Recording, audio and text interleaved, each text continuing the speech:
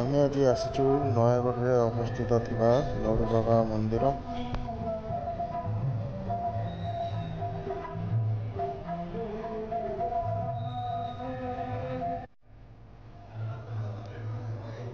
ଆମେ ଏବେ ମନ୍ଦିର ଭିତରକୁ ଯିବା ଆଉ ଠାକୁର ଦର୍ଶନ କରିବା।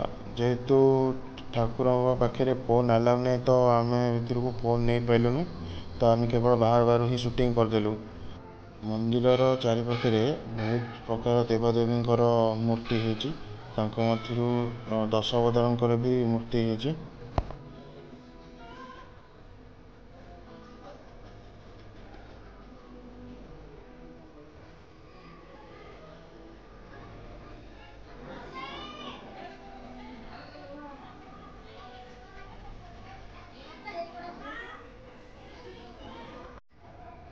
ମନ୍ଦିର ସାଇଟରେ ଗୋଟେ ପୁଷ୍କରିଣୀଟି ଅଛି, ଯେଉଁଟାକି ଠାକୁରଙ୍କ ପୁଷ୍କରିଣୀ କୁହାଯାଏ।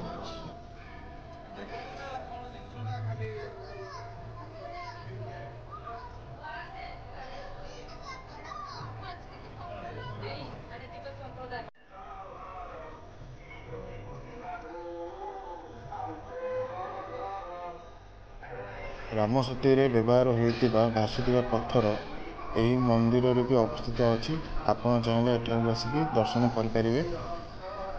ଏବେ ଆମେ ଏହି ମନ୍ଦିରର ଇତିହାସ ବିଷୟରେ ଟିକେ ଜାଣିବା। କୁହାଯାଏ କି ବାରାସୁର ନାମକ ଏକ ଅସୁର ଏଠାରେ ଠାକୁରଙ୍କୁ ପୂଜା କରୁଥିଲେ ଓ ଭଣ୍ଡାର ପର୍ବତ ତଳେ। ଏହାପରେ ସେ ଅସୁରର ମୃତ୍ୟୁ ପରେ ବାବା ଆଉ ପୂଜା ପାଇନଥିଲେ। ଏଠାରୁ ଗୋଟେ ନୂଆ କାହାଣୀର ଆରମ୍ଭ ହେଉଛି।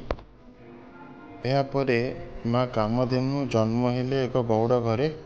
ସେ ସବୁବେଳେ ଗାଈ ଗୋଟରୁ ବାହାରି ବାବାଙ୍କ ଉପରେ ଉତ୍ତର ଦିଗକୁ ମୁହଁ କରି କ୍ଷୀର ଅର୍ପିତ କରେ।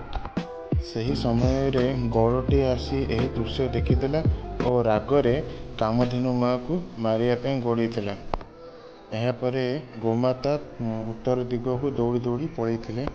ପଥରର ପୂର୍ବ ପଟେ ଗୋଟିଏ ପାଦ ଚିହ୍ନ ଓ ପଶ୍ଚିମ ପଟେ ଗୋଟିଏ ପାଦ ଚିହ୍ନ।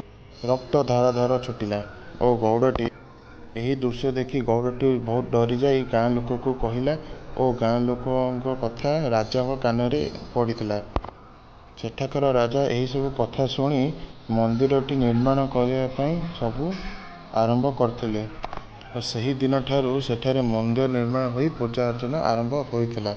ସେ ଗୌଡ଼ର ନାମ ଥିଲା ଲଡ଼ୁକେଶର ବେହେରା ଓ ତାଙ୍କରି ନାମ ଅନୁସାରେ ବାବାଙ୍କର ନାମ ଲଡ଼ୁବାବା ହୋଇଥିଲା।